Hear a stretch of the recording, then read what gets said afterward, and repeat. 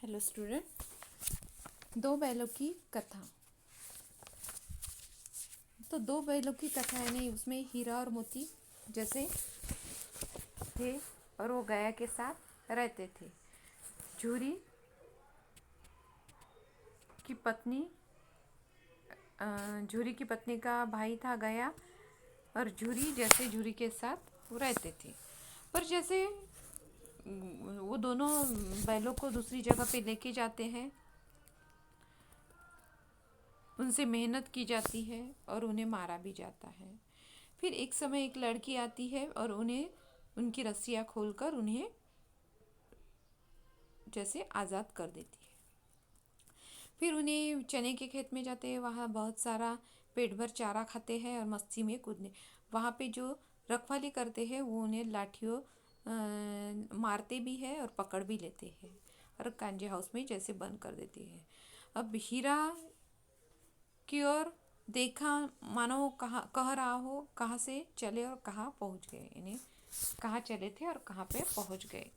उसी समय यानी जैसे वहाँ कई भैंस थी, बकरियाँ थी, घोड़े गधे, पर किसी के सामने चारा न था। दोनों बैल भी भूखे थे। उन्होंने दीवार की मिट्टी चाटनी शुरू की। दीवार कच्ची थी। मोती की मोती को एक युक्ति सूझी और उसने सींग मार मार कर दीवार तोड़ डाली। दीवार का गिरना था कि जो अधमरे से पड़े हुए सभी जानवर चेत हो उठे और धीरे धीरे टूटी दीवार से रास्ते से वो भागने लगे। मोती और हीरा की रस्सी तोड़ने लगा। मोती क्या करने लगा? हीरा की रस्सी तोड़ने। हीरा ने मुख भाषा में कहा, तुम भाग लो। मोती की आंखों में आंसू आ गए। भला तुम्हें विपत्ति में छोड़कर मैं कैसे चला जाऊं? मोती हीरा के पास ही सो गया। अब एक सप्ताह हो गया। दोनों भूखे ही थे और बैठे थे। एक दिन बाड़े के सामने ऐसे जुगी बजने लगी।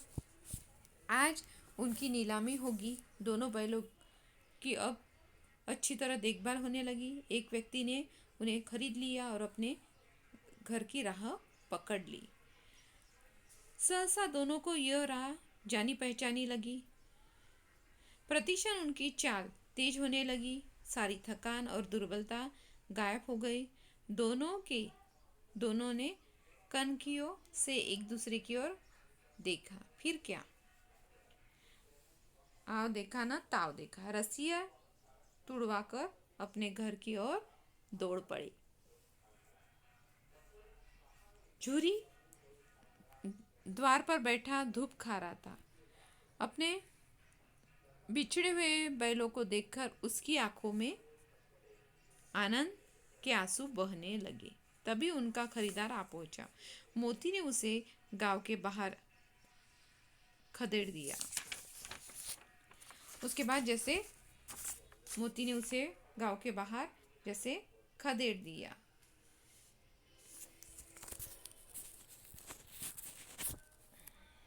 खदेड़ने के बाद जरा सी देर में ही नादों में जैसे खुली भूसा, चोकर और दाना भर दिया गया। झूरी खड़ा दोनों को सहला रहा था और जैसे लड़के तमाशा देख रहे थे। जैसे जो बच्चे थे वो जैसे तमाशा देख रहे थे। पूरे गांव में उछाल सा मालूम होता था। उसी समय झूरी की पत्नी ने आकर दोनों के माथे चूम ली। तभी झूरी की पत्नी को भी समझ में आया कि ये जैसे वो स्नेह के भूखे थे और जैसे फिर से झूरी के पास आ गए लौटकर। अब यहाँ पे गतिविधियाँ दी है। उसके बाद शब्द समूह दिए गए हैं, तो शब्द आपको लिखने हैं। शब्दों के लिखने के साथ साथ प्रश्नों के उत्तर भी आपको लिख के भेजूंगी। अब समानार्थी शब्द, विरुद्धार्थी शब्द आपके लेसन में भी है। ये शब्द मैं आपको करके भेजूंगी। अब जैसे यहाँ पे है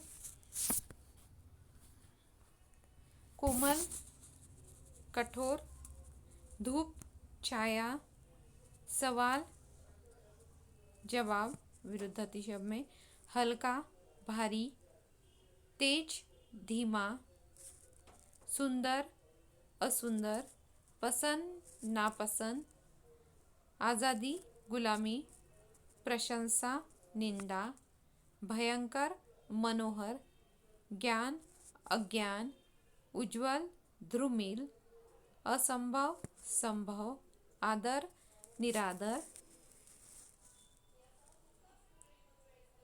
भय, निर्भयता, चतुर, मूर्ख, जीवन, मरण, गहरा, उतला।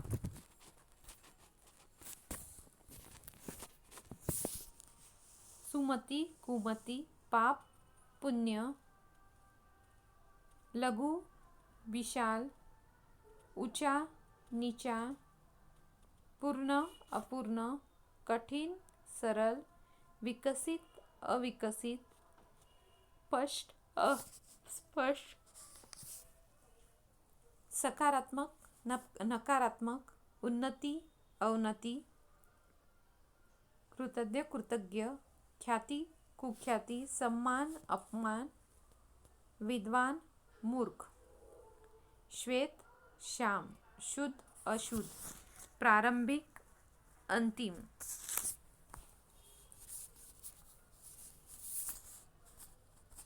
उसके बाद ठोस, द्रव, अनुकूल, प्रतिकूल, विविधता, एकता, अंत, आरंभ, यश, अपयश, प्रेम, घृणा, बलवान, निर्बल, उत्कृष्ट, अपकृष्ट, अपकृष्ट,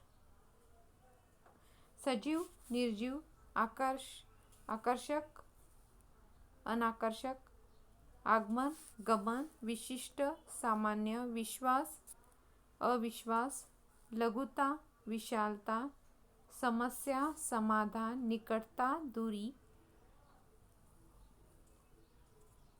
शांति, अशांति। बाहर, भीतर, धनाढ्य, निर्धन, सुंदर, कुरूप, धूप, छाया, प्यार, नफरत, धूप, छाया, प्यार, नफरत, भयंकर, मनोहर, कोमल, कठोर, सुंदर, कुरूप, अधिक, कम। उसके बाद धूप का आएगा। धूप,